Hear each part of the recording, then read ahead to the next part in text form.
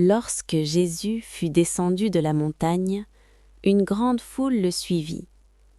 Et voici, un lépreux s'approcha, se prosterna devant lui et dit : « Seigneur, si tu le veux, tu peux me rendre pur. » Jésus étendit la main, le toucha et dit : « Je le veux, sois pur. » Aussitôt, il fut purifié de sa lèpre.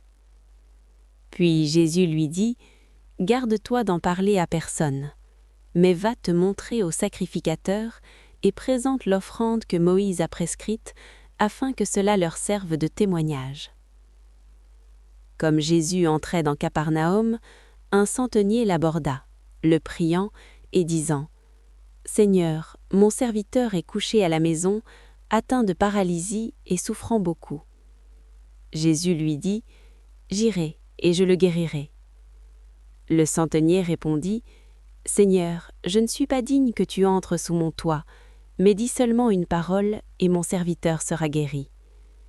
Car moi qui suis soumis à des supérieurs, j'ai des soldats sous mes ordres, et je dis à l'un : va, et il va, à l'autre : viens, et il vient, et à mon serviteur : fais cela, et il le fait. » Après l'avoir entendu, Jésus fut dans l'étonnement et dit à ceux qui le suivaient : « Je vous le dis en vérité, même en Israël, je n'ai pas trouvé une aussi grande foi.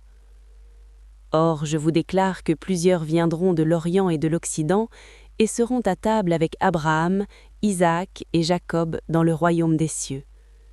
Mais les fils du royaume seront jetés dans les ténèbres du dehors, où il y aura des pleurs et des grincements de dents. » Puis Jésus dit au centenier : « Va, qu'il te soit fait selon ta foi. » Et à l'heure même, le serviteur fut guéri.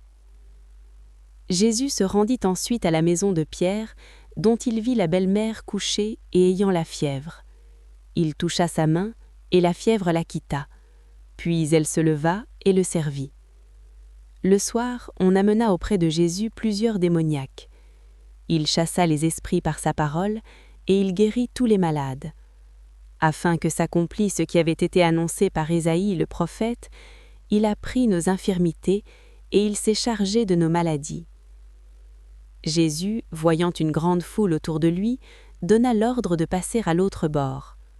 Un scribe s'approcha et lui dit : « Maître, je te suivrai partout où tu iras. » Jésus lui répondit : « Les renards ont des tanières, et les oiseaux du ciel ont des nids, mais le Fils de l'homme n'a pas où reposer sa tête. » Un autre d'entre les disciples lui dit : « Seigneur, permets-moi d'aller d'abord ensevelir mon Père. » Mais Jésus lui répondit : « Suis-moi, et laisse les morts ensevelir leurs morts. » Il monta dans la barque, et ses disciples le suivirent. Et voici, il s'éleva sur la mer une si grande tempête que la barque était couverte par les flots. Et lui, il dormait. Les disciples s'étant approchés, le réveillèrent et dirent : « Seigneur, sauve-nous, nous périssons. » Il leur dit : « Pourquoi avez-vous peur, gens de peu de foi ?»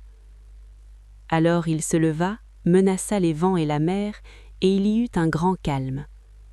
Ces hommes furent saisis d'étonnement et dirent : « Quel est celui-ci, à qui obéissent même les vents et la mer ?»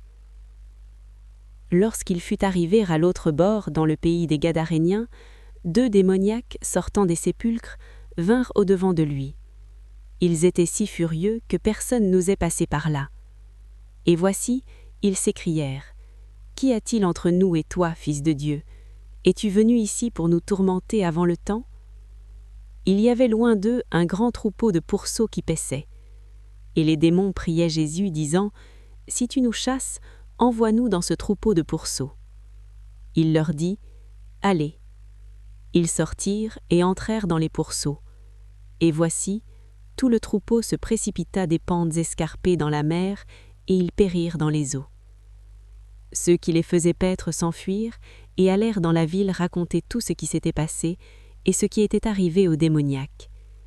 Alors toute la ville sortit à la rencontre de Jésus, et dès qu'ils le virent, ils le prièrent de quitter leur territoire.